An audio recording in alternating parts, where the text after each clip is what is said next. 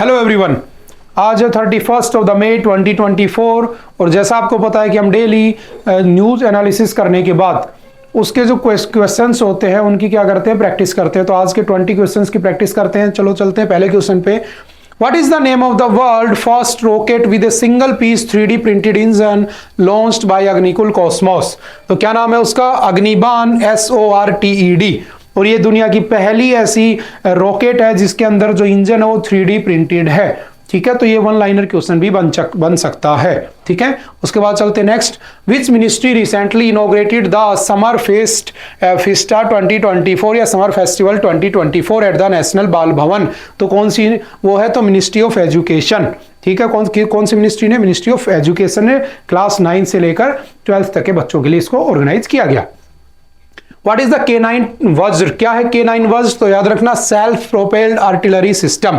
Option number A is the right answer. और हमने the Hindu में पढ़ा था कि आज के द हिंदू में कि जब इलेक्शन खत्म हो जाएगा तो इसको अप्रूवल दे दिया जाएगा। ठीक है, तो ये फिर से न्यूज में आ जाएगा। Where has GAIL Gas Authority of India Limited recently commissioned India's first green hydrogen plant? तो कहां पर किया है उसने? उत्तर प्रदेश भी नहीं है, गुजरात भी नहीं है, Madhya Pradesh. Option number C is the right answer.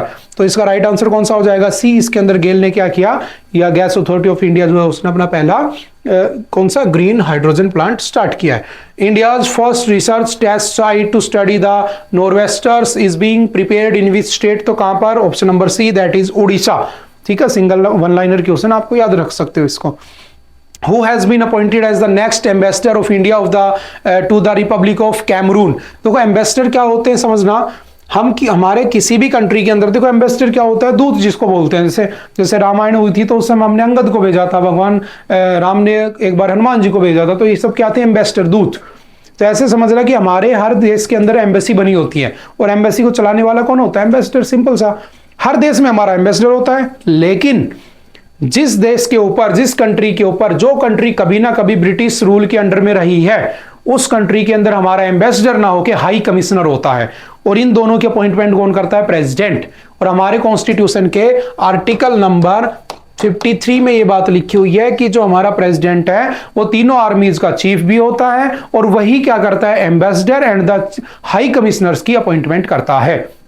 समझ गए? तो वो कंट्री जो कभी ब्रिटिश रूल के अंडर थी उसमें होगा हाई कमिश्नर, उसके अलावा किसी कंट्री में होगा तो एम्बेसडर कहेंगे। बाकी काम दोनों के सेम है, नाम दोनों के सेम है, मतलब नाम डिफरेंस है, पोस्ट वही होती है, कहने का मतलब ये है। ठीक है, उसके बाद चलते नेक्स्ट। अच्छा, इसका आंसर क्या होगा? किसको बनाया गया? तो याद रखना इसमें Vijay Khanduja. Option number D is the right answer. ठीक है, उसके बाद India has announced a relief fund of $1 million to which country in the wake of the devastating landslide? तो किस कंट्री के अंदर ऐसी लैंडस्लाइड हुई है कि वहां के लोगों के लिए, वहां की सरकार के लिए $1 million इंडिया देगा?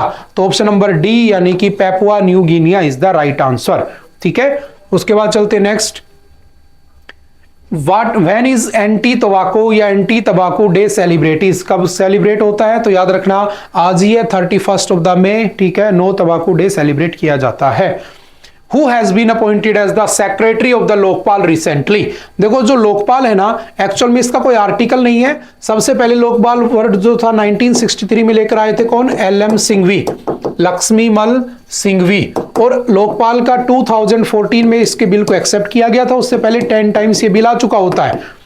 लेकिन ये है क्या कि बहुत ही पावरफुल ग्रुप कह सकता हूं कि ऑर्गेनाइजेशन है जो अभी तक बनी नहीं है। इसमें टोटल 1+8 मेंबर होते हैं। 1 कौन होता है? इसका चीफ होता है। 8 क्या होते हैं? अदर मेंबर्स होते हैं।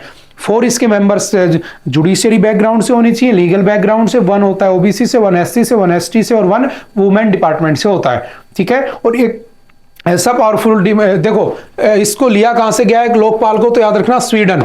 और स्वीडन के अंदर इसको क्या कहा जाता था? तो इसको कहते हैं ओम्बुड्समैन। क्या कहते हैं? ओम्बुड्समैन। ठीक है, और इंडिया में इसको लोकपाल कहते हैं। लोकपाल मतलब लोगों की शिकायतें सुनने वाला लोकपाल। ठीक है, अब क्या हुआ? इसको कभी बनाया नहीं गया। क्यों? क्योंकि इतनी पावरफुल बॉडी है ना कि अगर पीएम ने कुछ किया है तो भी पीएम को भी उठाकर जेल में डालने की पावर रखता है। लेकिन इसके कमी है कि पिछले 7 साल तक के केस सुनता, उससे पहले की नहीं सुनता। आपके सेंट्रल गवर्नमेंट में ABCD ग्रुप में कोई भी ऑफिसर हो, चाहे ना किसी लेवल का हो, चाहे एक्स MLA MP कुछ भी हो, विद इन 7 ईयर्स के अंदर अगर किसी ने कोई घपला किया है, करप्शन किया है, तो उसको उठाकर जेल में डालने की पावर रखता है। लेकिन अगर आपने मिस इन्फॉर्मेशन भी दी तो भी आपके ऊपर 1 लाख रुपए का फाइन हो सकता है और 1 ईयर की जेल भी हो सकती है। और इसका टाइम होता है कि कम से कम 3 मंथ्स में और मैक्सिमम 12 मंथ में क्या करेगा, आपको उस केस को रिजोल्व करेगा।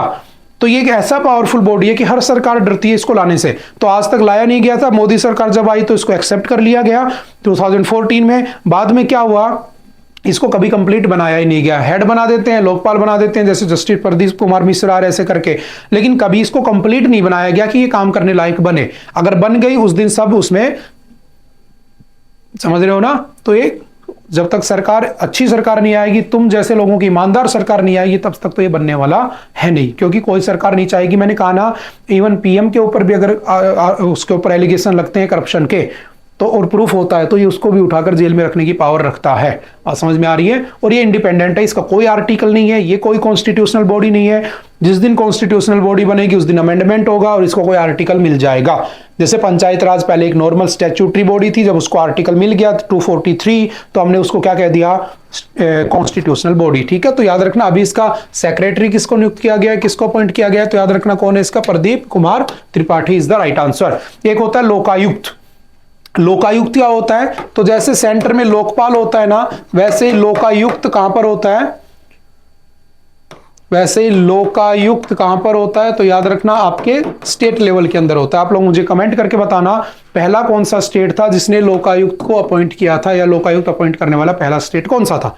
ठीक है, उसके बाद चलते हैं। Where has the cold chain and the logistics summit been organised by the FICCI recently, तो कहां पर हुआ है, New Delhi. Option number B is the right answer. 1 liner question है। Recently which country has release genetically modified mosquitoes to fight malaria.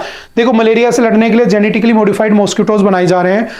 ठीक है, और उनसे क्या होगा, मलेरिया से लड़ा जाएगा। मलेरिया के लिए जो रिस्पॉन्सिबल जो होता है, वो जो ऑर्गेनिज्म, वो उससे स्प्रेड होना बंद हो जाएगा। ठीक है, तो कौन सी कंट्री है, तो याद रखना जिबूती। कौन सी, Djibouti. Option number B is the right answer. When was the first mission of UN peacekeeping forces, तो 1948। ठीक है, 75 साल हो चुके हैं, उसके 75 ईयर हो चुके हैं। K9 was recently seen in the news, किस टेक्नोलॉजी से, किस कंट्री की टेक्नोलॉजी पे बना है, तो साउथ कोरियन टेक्नोलॉजी पे बना है। ठीक है, When was the Ramakrishna mission by Swami Vivekananda started, तो 1897 के अंदर स्टार्ट किया गया था, जिसकी थीम क्या थी, ह्यूमैनिटी या service to humanity is service to God, मानवता की सेवा ही भगवान की सेवा है। ठीक है, which country is the largest producer of the तंबाकू इन द वर्ल्ड, तो कौन सी है, चाइना पहले पे है, दूसरे पे इंडिया आता है। ठीक है, पहले पे चाइना आता है, उसके बाद कौन सा है।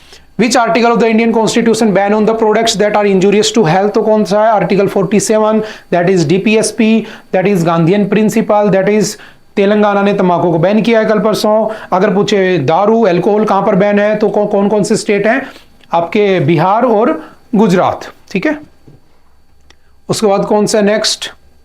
When is national youth day celebrated, तो 12th of the January. National youth day, हमारा यूथ कैसा होना चाहिए, स्वामी विवेकानंद जैसा होना चाहिए। द टर्म्स वानाक्राई, पेट्या and eternal blue sometimes mentioned in the news, बताओ क्या है ये, तो याद रखना ये साइबर अटैक्स के नाम है, वायरसेस के नाम है, जो अटैक करने के काम आते हैं किसी के भी मोबाइल्स के अंदर, किसी के भी फोन के अंदर, कह सकता हूं, है ना, लैपटॉप्स के अंदर, तो साइबर अटैक्स के लिए यूज किए जाने वाले वायरस के नाम है। Option number C is the right answer.